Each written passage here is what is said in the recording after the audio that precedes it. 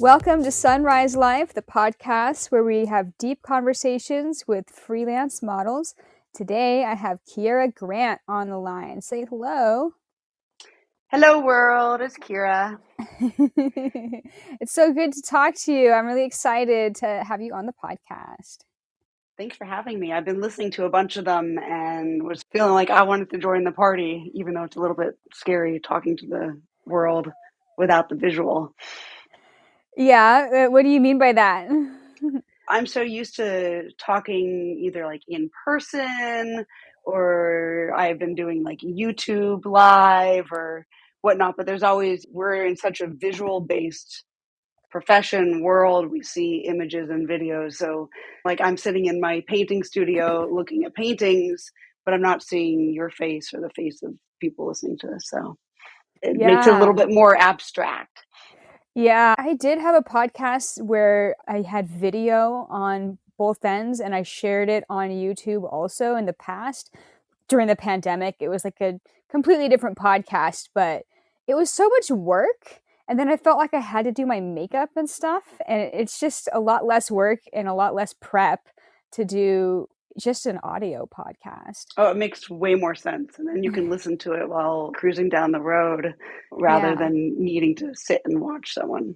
Yeah, exactly. Also, I think that when you're forced to listen to us talk instead of looking at us on picture or video, I think that it is another element where it's all of our thoughts and our words that have the emphasis on it.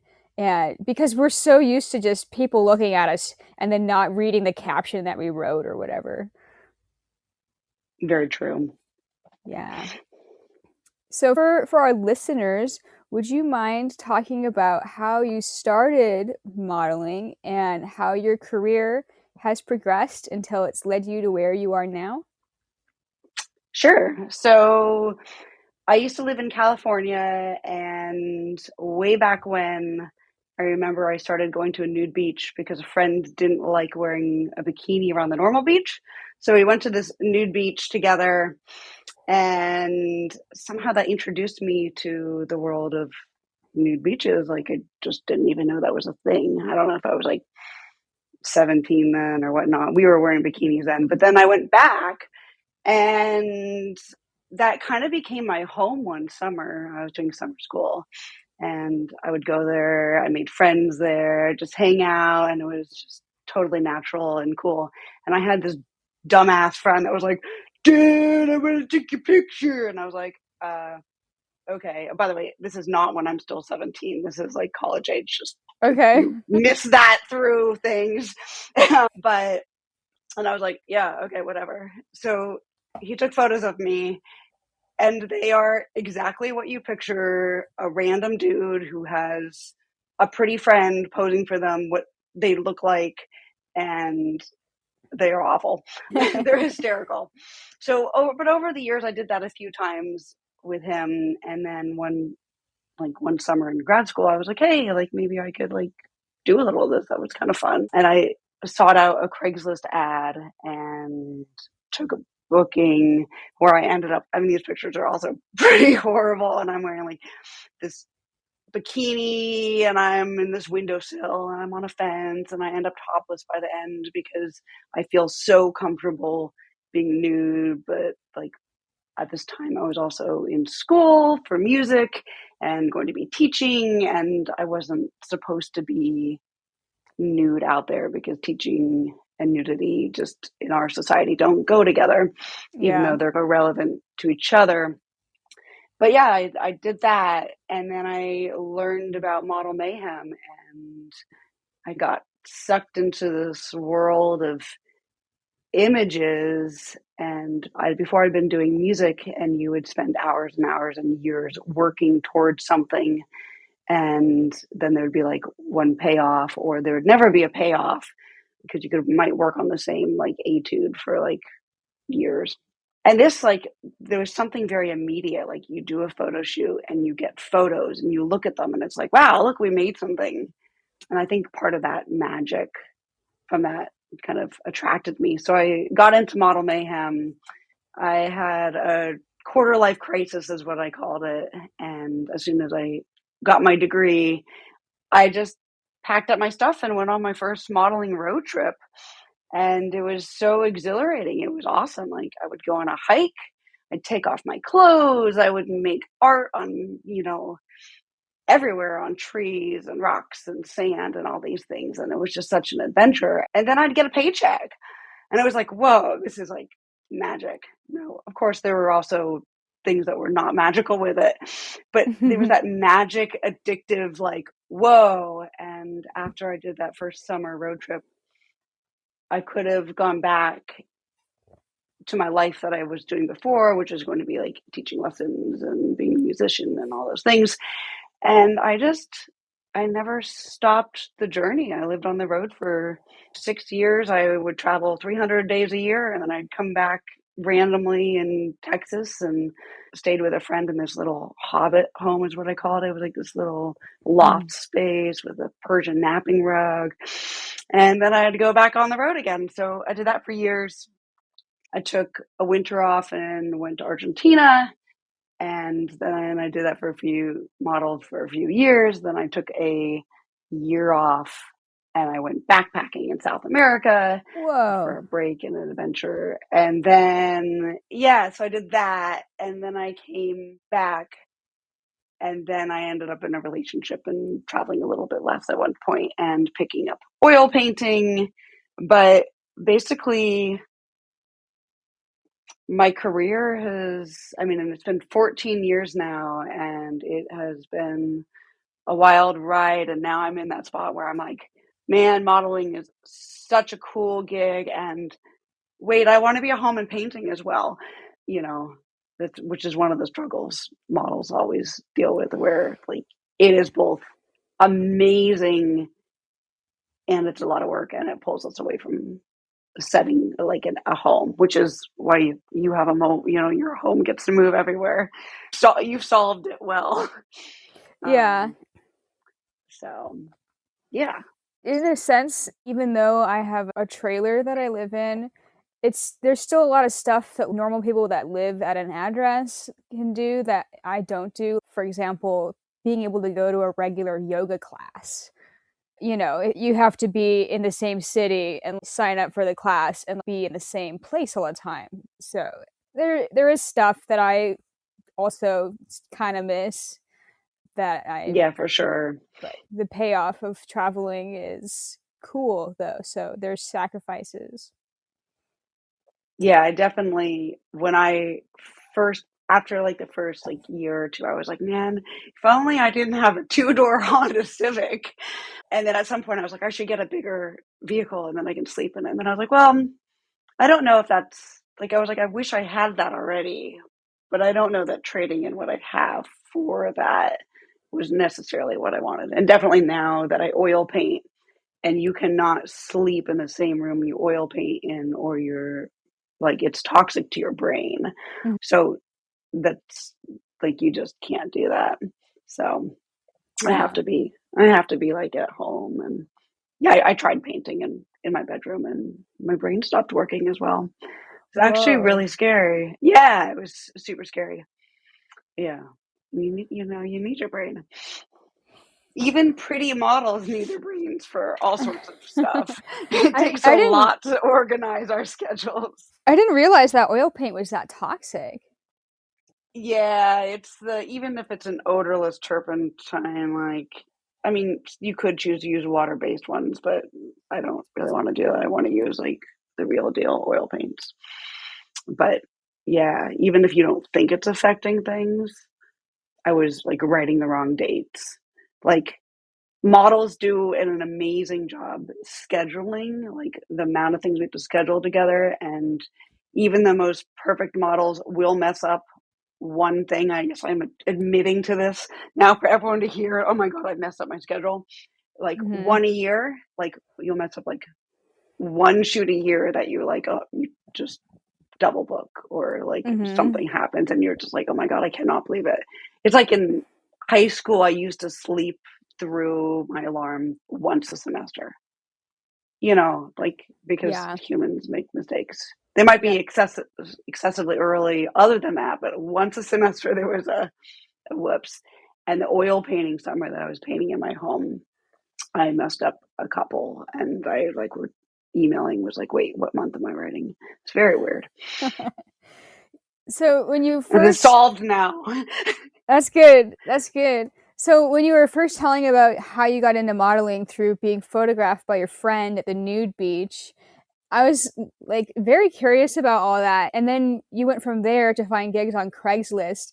Because in my experience, at nude beaches, there's always like, not always, but there's almost always like that one weirdo that kind of like makes your nude beach experience a little bit weird. And then on Craigslist, there's always like something weird happening with somebody on Craigslist. Did you have any like weird nude beach and or Craigslist experiences?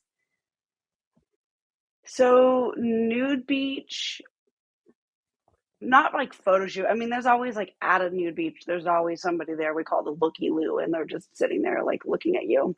And that's annoying because that's not why you're there. But there was like I had like a whole community of people.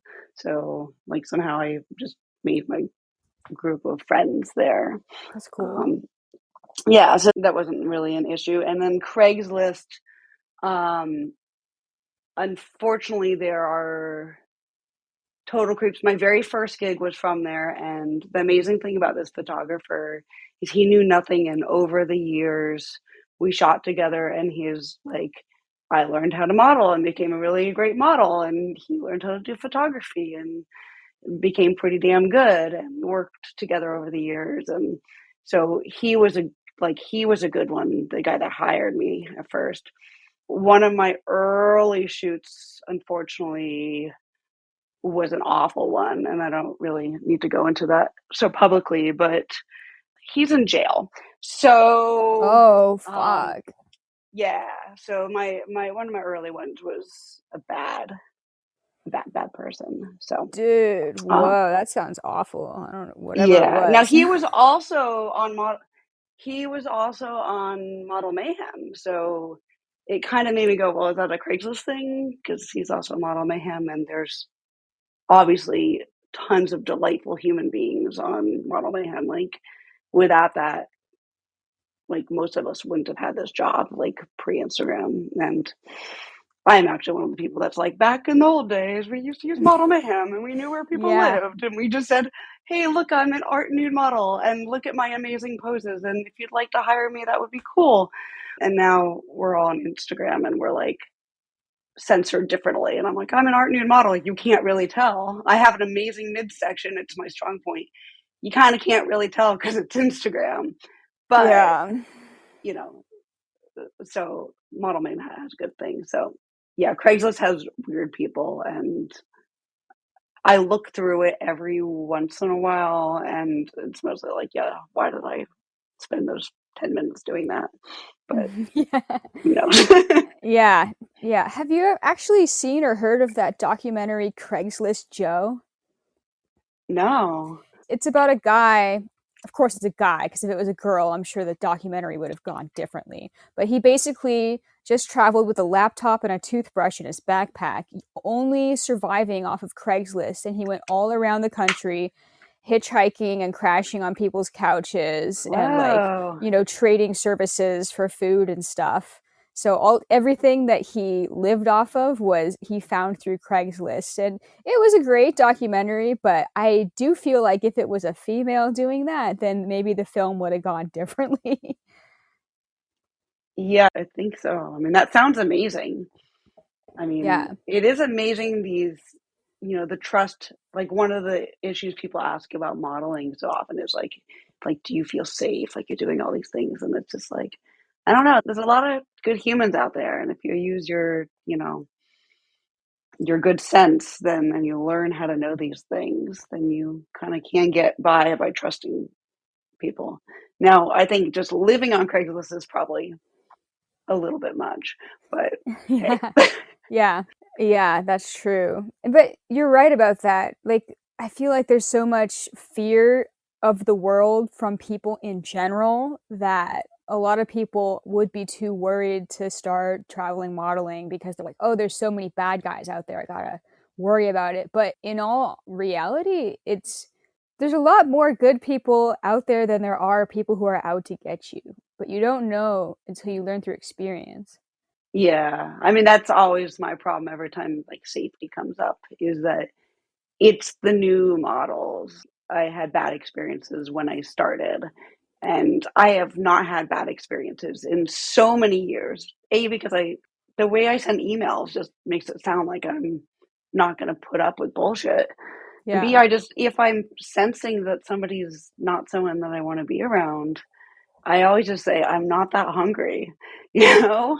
Yeah. I don't need to be around that. But when you're new and you're fresh out of college, someone waving around a couple $100 sounds like pretty magical. Yeah. And you also don't know what's right. Whereas like once you've been doing this, you're like, no, I'm actually making amazing art and here's all these things that go into my job and no, I don't really need to deal with that. So Yeah.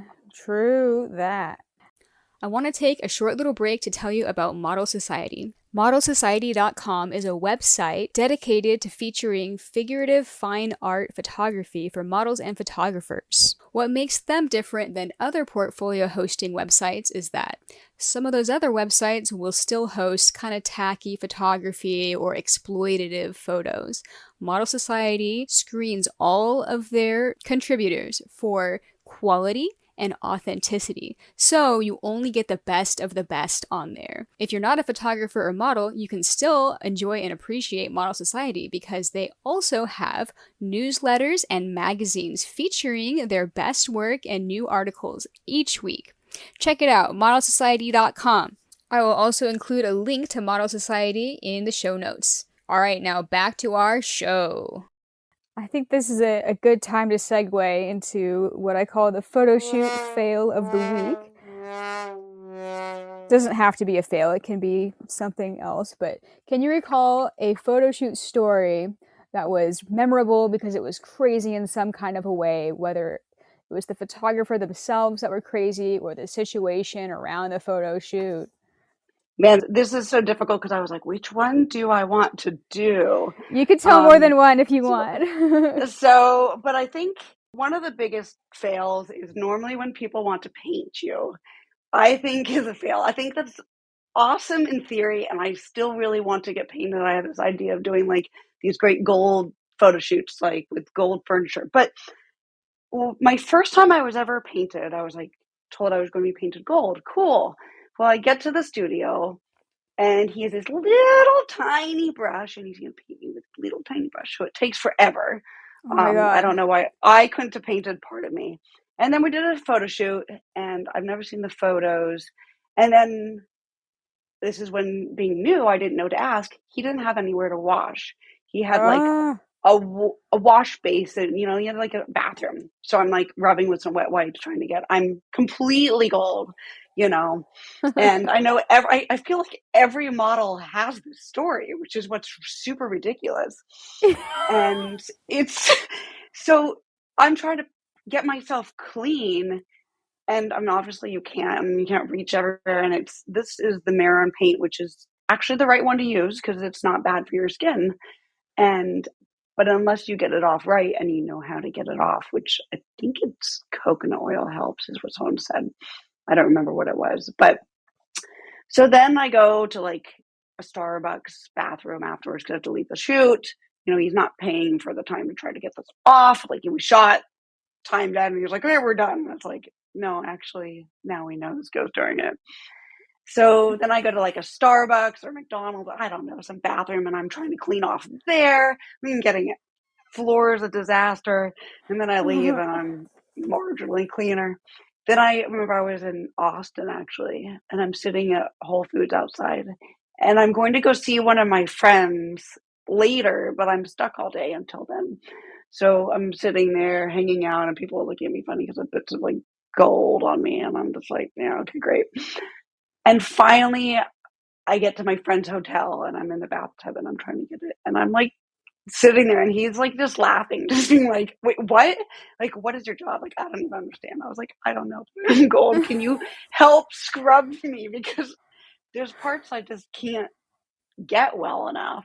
And it's Yeah. been baking in like 100-degree Texas heat Oh for my the god. last, like, I don't even know how many hours. And it just was just one of those, like, okay. And this is why cleanup time has to happen during the photo shoot, because if you go to another shoot and they expect you to look like flesh colored, whatever color your flesh is, and you're like residues of gold or purple or blue or anything, that obviously is not cool. So Yeah. Oh my god. And that has happened to me also, actually. see, it happened to everyone until you learn to say, yeah. Like another thing is like glitter. Like I tell people I am allergic to glitter, and I've had people like, really? It's like, no, no one's allergic to glitter, but no, I don't do glitter. Like, no. Although I have in settings where it was like the last photo shoot of a trip where I had a few days off, or it was light colored and it wasn't going to look like black and specks of bugs all over me, Hmm. for the next week. So, yeah, I don't know if I Yeah. should tell another crazy story or Go ahead. how. I'm down. I'd love to Um, hear these. so then I was shooting on one of those Lyra, and I shot on one, like a little one before, and did all these cool things. And I have zero training in that. And that was before it became popular. Like, I feel like now a lot of people train and actually like know what to do with aerial arts. But people Hmm. used to just be like, here's this prop, use it. And I'd be like, okay, I can use it. I'm like, cool. Strength and knowing how to pose, you can do anything. But there was this one that was extra big. It was like 4 feet by 4 feet or something ridiculous. And this photographer insisted that I hang upside down. And I kept saying, this one's too big. I know I can hang under these other ones, but I was like, I don't think that this is not going to work. But he kept pushing it. And I knew that if I didn't do it, he was going to be like, well, model XYZ did it. Uh-huh. And well, I'm not a wuss. I mean, I can do anything. Great.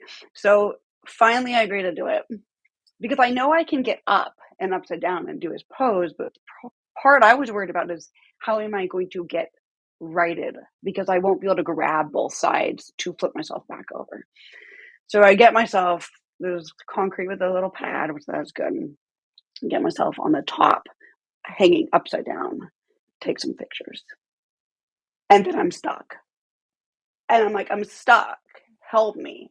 And I keep repeating it. And he's looking at me like, and I'm just looking at him upside down, going, I'm stuck. Help me. And he's like, but you're nude. Like, can I? And he's worried that he needs to touch a nude model to get her, like, to help her. And I don't care about that. I am stuck. I don't care that I'm nude. I need help off of this thing, because otherwise, like, I'm there until someone's going to help me down. So it was just really funny. Like, he's just like, huh? What? But like, yes, I don't care. Help me down. So Yeah. it, That's funny. it's good that some photographers know and respect, like, don't touch the naked girl or naked Yes. woman or naked person. But at some point, if somebody is saying they're stuck, like, just help them. Yeah. Like, Yes. They're so asking for it. So, I mean, asking for the help. I mean, like, because you could be yeah. injured. What if he never helped you? Like, how would you get down? I don't know how I was going to get down. Like, that's why I didn't want to do that pose, because I knew that it wasn't, going to be easy to get down or possible. Yeah. So, And that's something that a lot of photographers that are asking models to do something that might be acrobatic or challenging, they just assume, oh, she can do whatever. But then when you put things into play, it's not always like easy. Sometimes things are impossible, like what they're asking. or sometimes you mostly can do it, but it might go terribly wrong. And obviously, we, like, models are badasses. Like, we are taking calculated risks kind of all the time. There's a shoot I did with a fire spinner in this garage, and I wet my hair and braided it, and he was like spinning fire on me, and it was so cool. Like, I guess it was so fiery hot. It was really rad. And then, like, within a year afterwards, I heard about some like garage exploding because of some fire, and it was during a photo shoot, and this model got these burns, and I was like, holy shit, I never even thought about that. Like, yeah, there was fire spinning around, and you know, accidents are accidents. Like, no one plans on an accident happening, but they happen Yeah. to everyone in different capacities. So, yeah, it was really scary.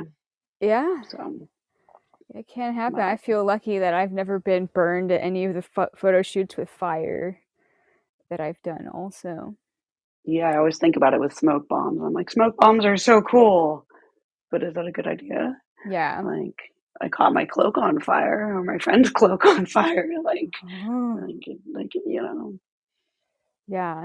so, And then people see things in photos and they're like, "Oh, I want to do that photo," but don't necessarily look at the safety video about how to do it safely, and then put the model on the spot and be like, "Here, blow this thing up and pose with it." And you're like,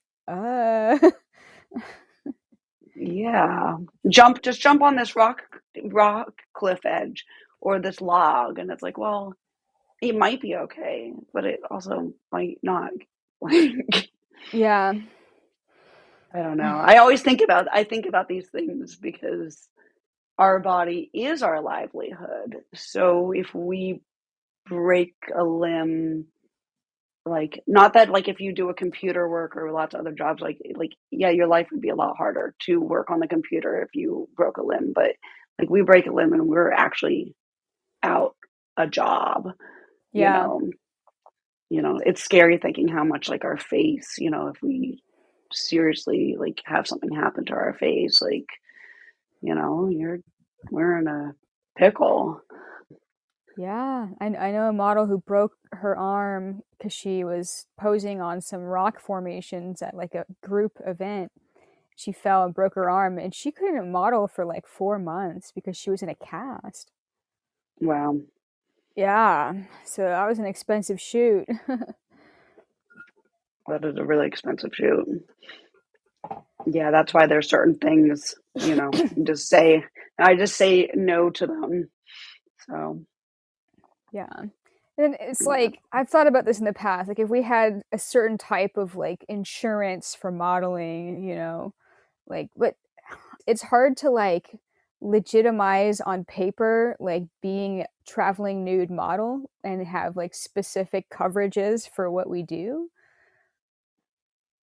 But in a way, it's like, actually, it would be, it would be good. There's no workers' comp. So, Yeah. which is, Right. I mean, the cool thing about being freelance is you both work when you want to and all the time. So, Yeah. but you work all the time. Like, that's actually what I've been kind of loving. It is like, you can, like, I traveled all summer long. So I traveled like 10 weeks within a 12-week period, but then that includes weekends, and that's not like a 40-hour work week when you're on the road. Like, you're on the road, you take a sunrise to, late night shoots, and you stagger it so you get enough sleep, obviously, but you're kind of working nonstop so that later, if you want to take a month off, you you can. So, Yeah. which I think is very rad. Yeah. The flexibility of creating your own schedule is nice, but at the same time, I'm sure you've dealt with this also, like the pattern of it becomes addicting. And then if you are setting up all these plans for like months into the future of like what shoots you're going to have and where you're going to go, you're in this pattern of like setting that up. And if you need like, you know, to break from that, you really have to schedule your break like 3 months ahead of time. Yeah, that's where it gets tricky because you don't necessarily know.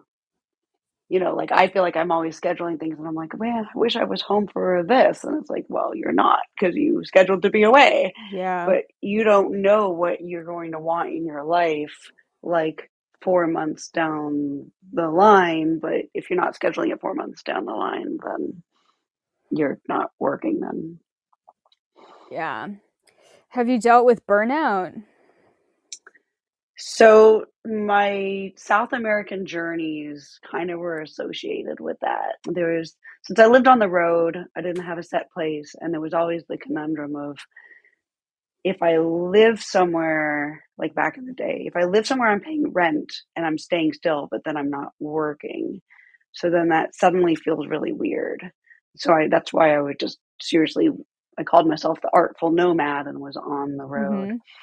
But at some point, you do get burned out because it's artistic and creative and physical and full on social. And I'm an extroverted introvert. And sometimes, like I always laugh when people are like, well, if you ever get lonely, if you ever need like time, and when you're this, I'm like, sometimes I want to talk when I'm not working, but sometimes I want to like just not talk to anyone.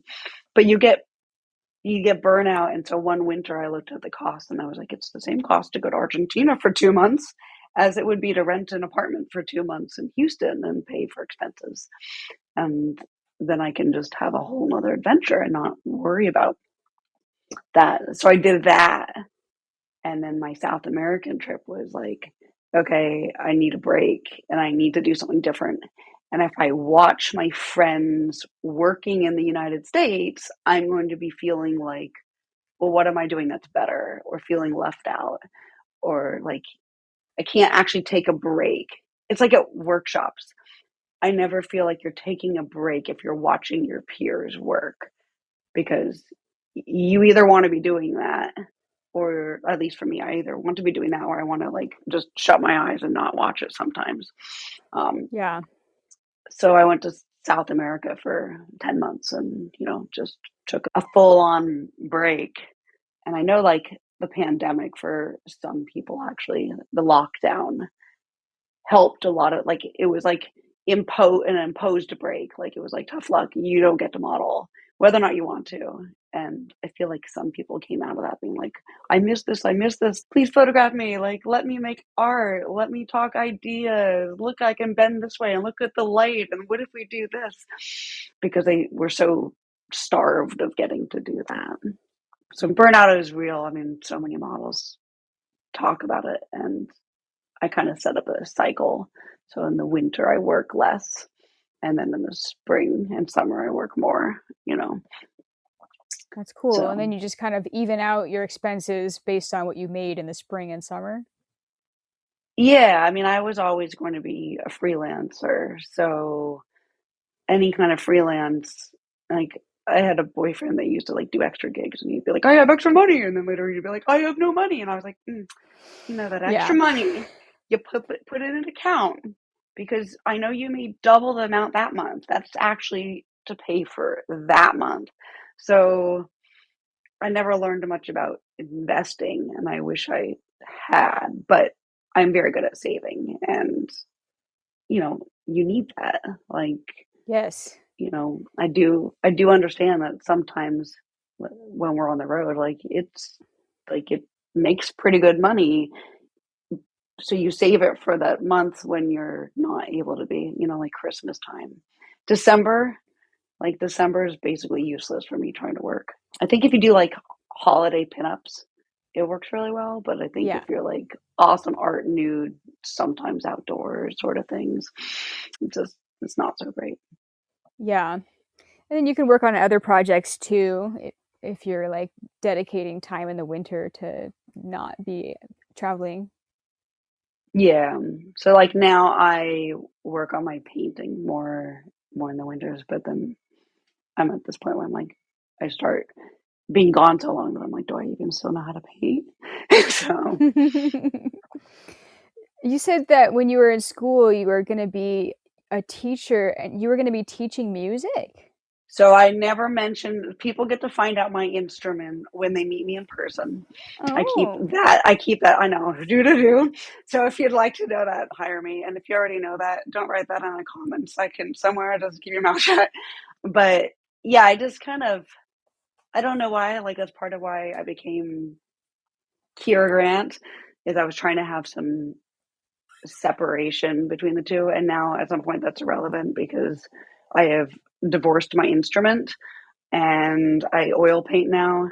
With music, you're doing it all the Yeah. time or you're not doing it. Like Yeah. you can't just be like, oh, I think I'm going to play for a week. I mean, you can when you're not professional, Yeah. but you can't, you know, when like that's your thing.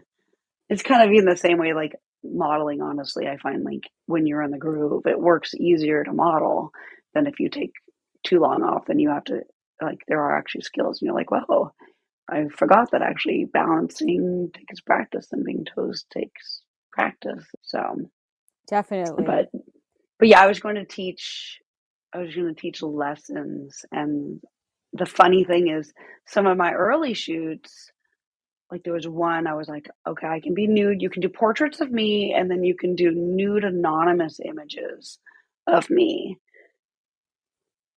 And that's, and then I realized it didn't work. Then, like, it was published in a Model Mayhem portfolio, and it was clearly the same lighting, and there was portraits Hmm. up to about I don't know collarbone, and then there were pictures of me in like the same setting but from behind fully nude, and I was like, this is, I don't know, like I don't think you can do this and get away with this. And I know there's some people that do, but it kind of felt, it felt like playing with fire.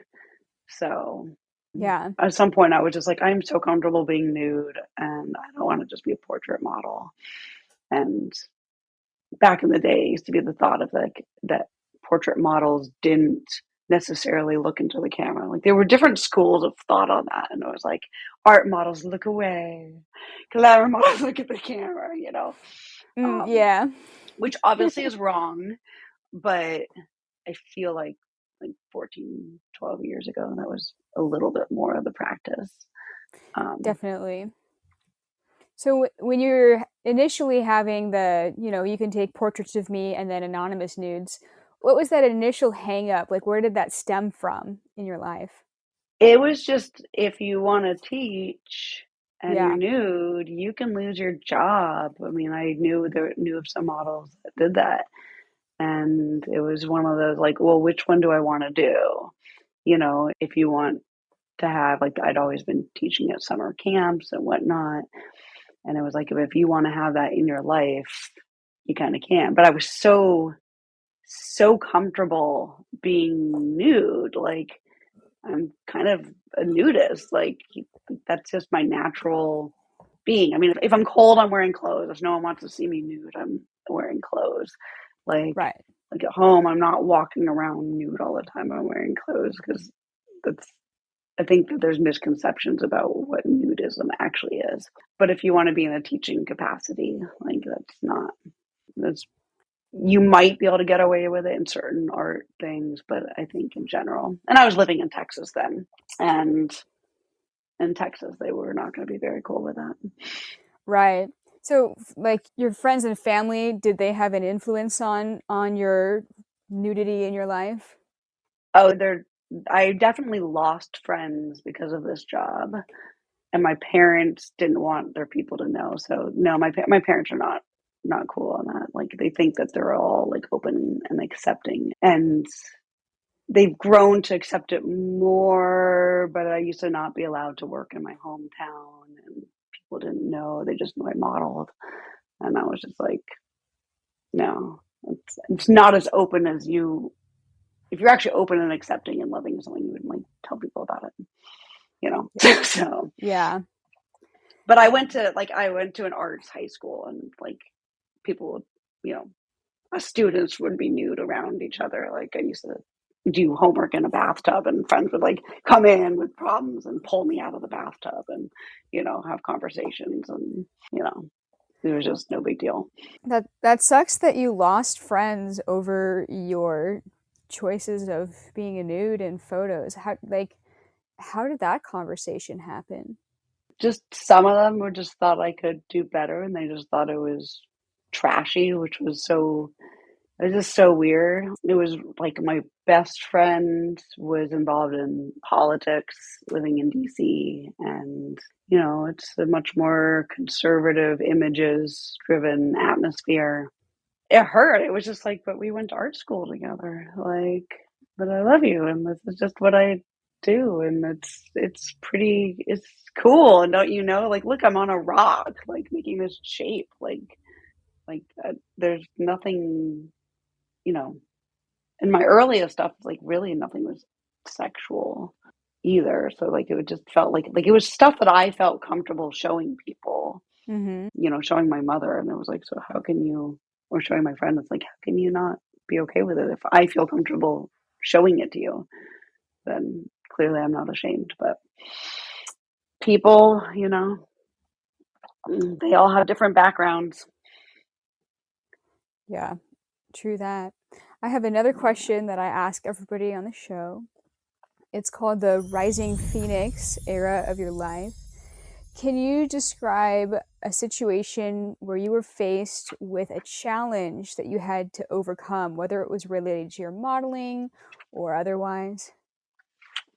I mean, in a way, this was kind of my answer to it, but was talking about like coming to terms with what I was doing. Because when I first started, I both thought it was amazing and I was really upset that I'd given up music. And it took years to be like, wait, but I went to school, I got a master's degree in this thing, and like now I'm doing this other thing, and like, is this, and like, who am I? Like I'm a model, like I don't look like a fashion model, like what, like, it's just thinking you're not really good enough, or maybe you're making the wrong decisions. And at some point I was just like, no, actually I have the most kick-ass job and I'm really good at it. And sorry, that sounds so immodest, but I think it's true. There's lots of people that are really good at it, but I am really good at it. And yeah, just coming to terms with it. And another part of that is I feel like I used to take really bad photos. Like I was like, I'm ugly, and all my pictures I took of myself, like I scrunched up my face to make myself look intentionally bad because I was worried I was going to look bad without making an intentionally bad face. And so I just jumped to it, and then there was no chance of looking nice, which is really stupid, quite frankly. I'm glad I've grown up since then. Um, but modeling has made me systematically look at every single feature, and there's so many features on myself that I didn't like, and I was like, I don't like this and I don't like that, and it was like there was like the feature of the week that I didn't like I shouldn't model because I'm too short. Well, you know what? My feet touch the ground. My legs are the right length, or whatever. Like, oh, I'm doing this because my hair's like curly. No, my hair is awesome. Like, people like curly hair. I love my curly hair now. Or like, just different. I'm not going to point out where all the features that I thought were my problem, because then you might go, oh, that's right. Actually, I never noticed that about Right. you. But like, I had a photographer ask me, like, what do you think your biggest weakness is as a model? And I was like, well, if you don't see it, then why would I point it out? Because like, what is my biggest weakness might be someone's like favorite feature, who knows? But yeah, I just kind of had to like systematically go through and be like, nope, this is what I got and this is what I'm going to use. And, you know, and I feel like lots of models have that, where they're like not sure that they are good enough in certain aspects. And, we compare ourselves to others, but we're supposed to all look different. And that's kind of the beauty. Otherwise, it would all be the same and boring. And otherwise, we can just use AI and put an AI image of a woman on a Right. rock or a sofa, and they can look the same. And gosh, I hope that never happens. Um, I know it is happening already, but yeah, Yeah. Have you interacted with AI for any reason? I kind of refuse to. I'm an oil painter. I mix paints and do old fashioned stuff like that. I'm part fuddy duddy. I don't want to deal with it. And I do understand how it can be a cool tool, but it kind of freaks me out, quite frankly. I don't like it, but it's here. So at some point, at some point, I'm sure people will be using it and my face will be in it, and people can make weird AI art that looks like Christy and looks like Keira and looks like Rebecca and looks like all the people, and that's sad. Yeah. Short funny story. Before AI was popular, are you familiar with deepfakes? Yeah.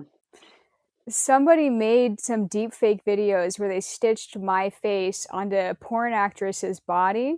And so it looks like I'm doing all this like explicit porn, like having sex with a man and stuff like that. And a lot of people thought it was me for real, even though like there's a logo in the bottom corner that says deepfakes. But I know that with AI now, they have like some app where you could put a picture of anybody up and just delete their clothes, and AI will like, make it look like Wow. they're nude underneath. And so, yeah, so there's definitely some unethical stuff about AI. And I was wondering, like, if somebody makes fake nude images of you and posts them online, not that I would care because I'm already naked all over the internet, but like for somebody that doesn't have nudes on the internet yet, or doesn't plan on putting any up, could you get in, I wonder if you could still get in trouble for revenge porn laws for making AI nudes of someone and then posting them. I mean, probably, but like my question is like, what are the cultural ramifications if everyone can make fake nudes of everyone and suddenly everyone supposedly can be nude without even being nude? Like, you know, Yeah. it's a weird thought. Like it's weird thinking like if weird stuff was a certain type of content's made of one model and then later they end up doing that, but then like can't you just make an AI? Like I'm always curious, like OnlyFans exists. It's like, well, couldn't you just have AI OnlyFans and like you don't even have to be in it, or you can film like two things and then just suddenly AI can just make an entire layout and then you can be like selling it as if it's you without it being you. That would save me I a lot mean, of work. I know. It's Wow. so weird because then I'd just be like, I don't know, I could put that out there. I'd be like, yeah, I did that once, but now I have 100 videos like that. Like, so that's cool. Like, that's fine. Oh my god, I Um, just had a imaginatory breakthrough because I hate doing custom videos for my OnlyFans subscribers because it's like you have to do that 10 minutes of work and you have to say their name throughout the video. So you can't use that video anywhere with any other like thing. It's just this one time I made this video. yeah. What if AI could just I could just type into AI, this is what the customer wants and this is what their name is. Just generate a 10-minute video. So I don't have to do I'd it. be pretty amazing. I suppose in that aspect, I would definitely utilize it. I hope none of my fans are Yeah. listening to this right now. Oh, they're totally listening to it. And they're just like, well, if you make it 50% longer, I'm okay with that. Like, I mean, it's still you. Like, I don't know. Yeah, it's a fascinating thing, and it's kind of terrifying. Yeah. So actually, speaking of stuff like that, faking is because now, like in a way, like people can make whatever they want, and I think about the model releases we sign. There is a clause that say it can like basically be used for any purpose whatsoever unless you write something different on them, Mm-hmm. you know. And they do say that we can be altered, like the standard model release kind of just says, "Hey, we Mm-hmm. paid you, and these are our photos, and we can do whatever we want." So yeah, you know. Yeah. Um, and like I shot with someone once. This is a funny story, and yeah. And he was like, "Well, will you pee for a photo?" And I was like, "Well, no." He was like, "Well, can I Photoshop you as if you're peeing for a photo?" I was like, Oh "Well." my god. So this is where my answer is different from everybody else's. Most people would say, no, F off, go away. I'm not doing that. My answer at the point was actually, technically, according to the model release I'm going to sign in, I guess you can. Because I'm a very factual human. So we did an image that he then photoshopped pee coming out. He was like lean against this door, like you peed. I don't know what pose. Like nobody leans against the door like that, like they peed. Like this, girls don't do that. So Right. whatever, I did that pose, and then he photoshopped pee coming out of me, which I guess this is relevant because he could have AI'd this. You could just be like, let's have Keira Grant pee. And I was just like, so I've seen the image and it makes me laugh because I think it's so stupid. And I'm like, well, like, whatever, it just looks like a picture of me with like water coming out of me because whatever.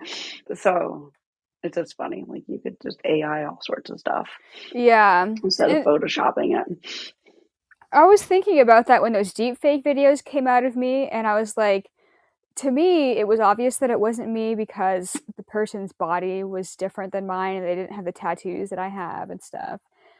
And I was like, well, at first pissed about it. I was like, oh, it looks like I'm doing something that I would never do.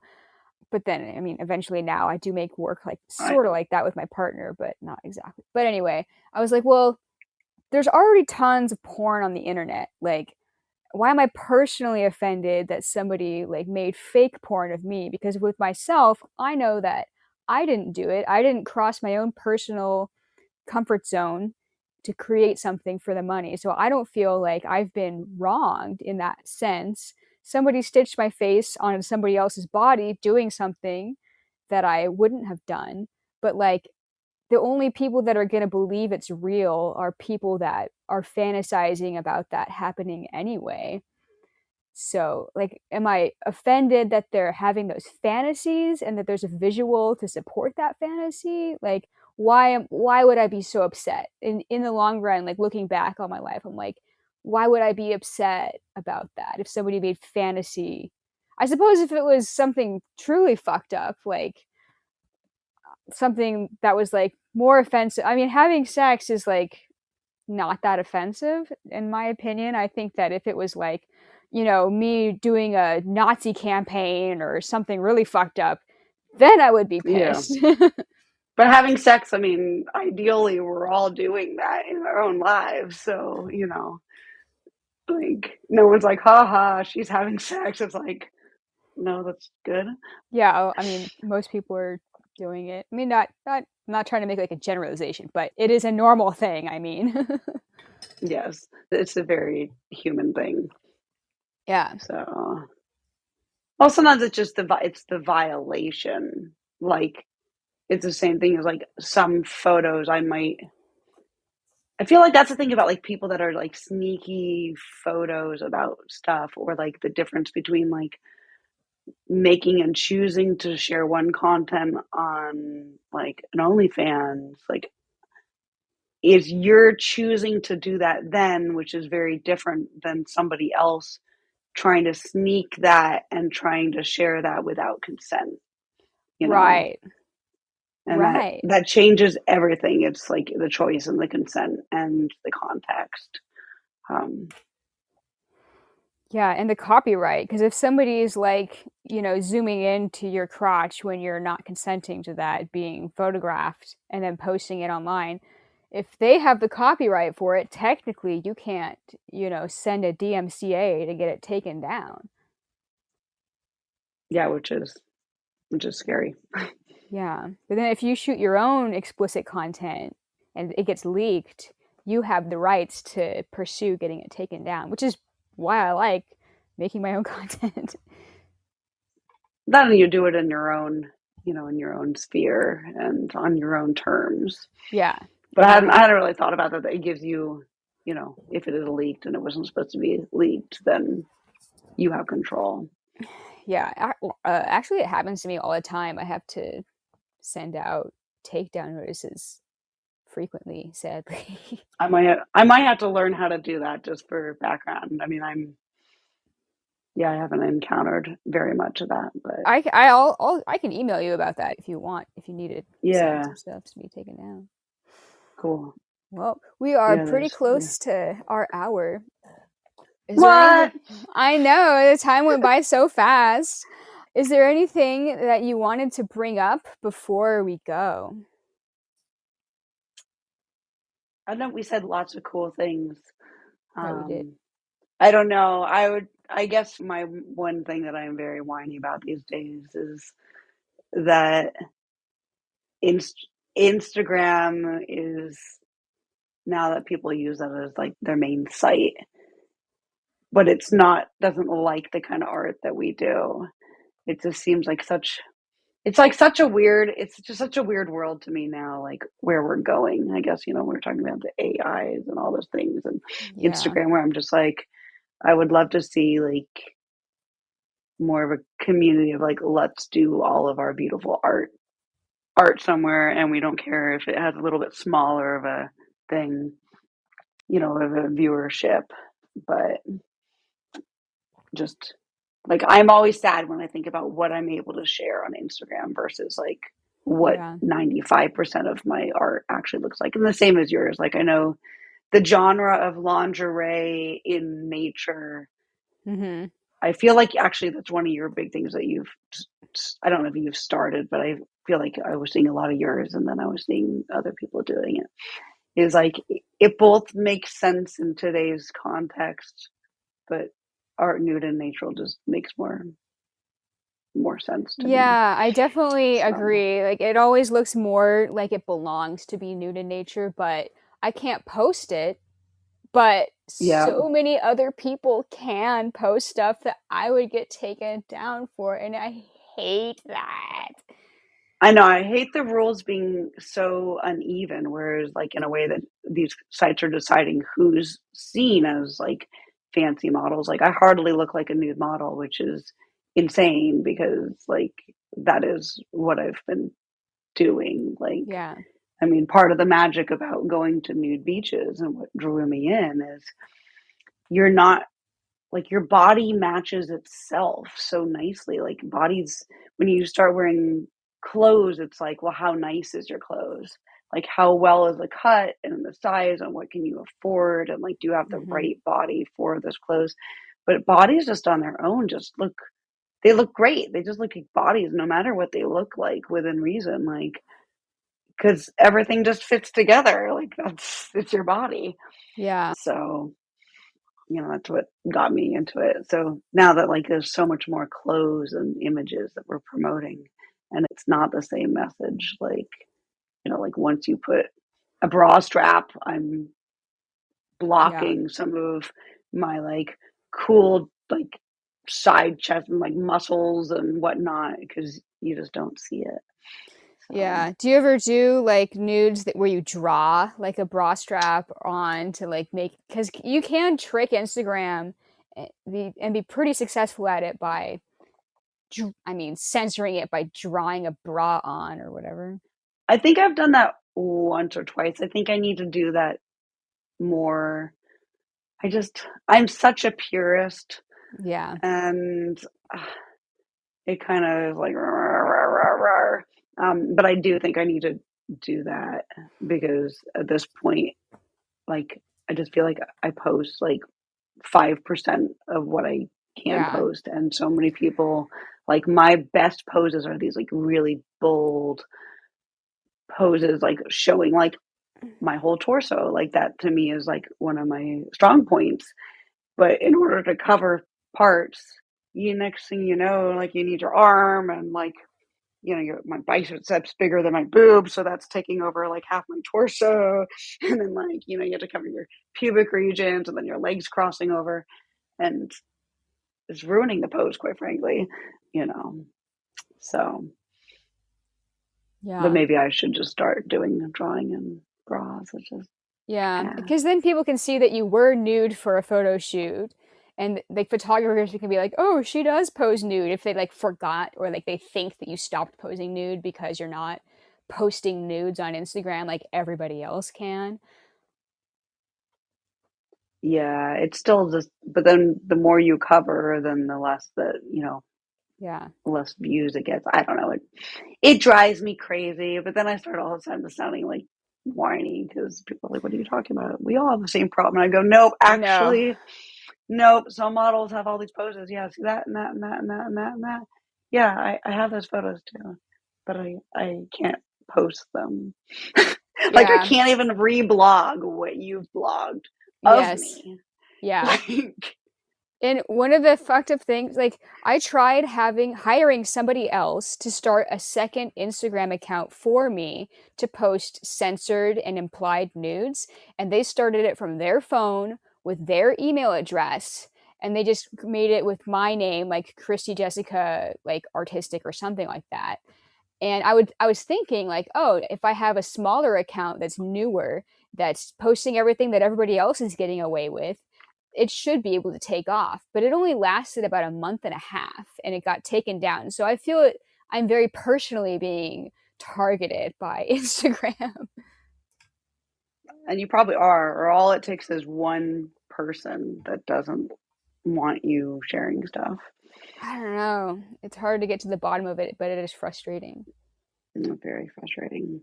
But all we can do is just keep doing what we do and, Yep. finding the people that know us and know that we are good at what we do and, you know, Yeah. present to be around and, like what we're doing, which is Yes. definitely key. The reputation will continue your success. Yeah. Yeah. Word. Yeah. Well, Keira, it was really great talking to you. I think we had a really good episode. I'll post this next week on Thursday, and I'll share in the show notes links to all your stuff, your Instagram, Model Mayhem, whatever other links you want me to include so people can check you out. Awesome possum. Thank you so much. Yeah, thanks. Have a good rest of your day. Sounds good. And I hope we cross paths soon Yeah, because we've yeah. never actually modeled together. I know. I know. It's what happened when you travel this way and I travel that way. Yeah, totally. I know. We So, should link up. yeah. Okay. Have a good one. All right, bye bye. Bye.